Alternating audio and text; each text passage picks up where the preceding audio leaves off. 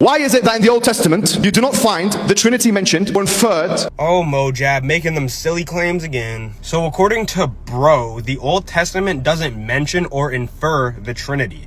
But that couldn't be further from the truth. But you know it's Mojab. He's never really close to the truth. Many places in the Old Testament, we see that God is one, but a plurality of distinct persons. A good place to look is in the first book of the Bible, Genesis chapter 19, verse 24. It shows a plurality within the Godhead, having two distinct Yahweh figures, but again, God being one. We see that the Yahweh on earth is distinct from the Yahweh in heaven, as the Yahweh on earth calls up to the Yahweh in heaven to rain down fire on Sodom and Gomorrah. So these are two distinct persons that are one in essence or name, Yahweh. We also have other verses like Judges 13 where the angel of the Lord, or Malach Yahweh, is identified as God, but is distinct from God the Father. Next, we have Daniel chapter 7, where we see this divine Son of Man who is distinct from the Ancient of Days, but both of them have thrones in heaven. The only explanation for having this plurality of divine persons while still only having one God, as Deuteronomy 6:4 says, is that these divine persons are all one in essence, but distinct in personhood. And if it was inferred, why haven't the rabbis, the Jewish scholars, for 4,000 years of Hebrew history inferred it?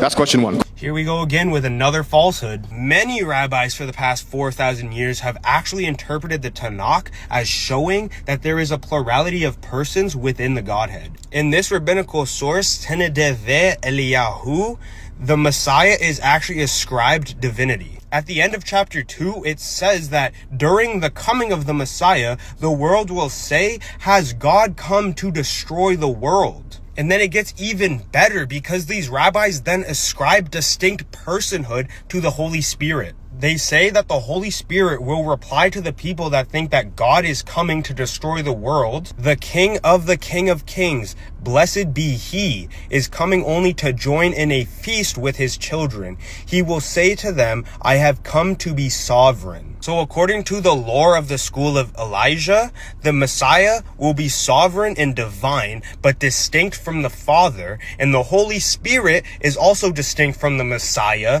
and distinct from the Father, but all of them are divine.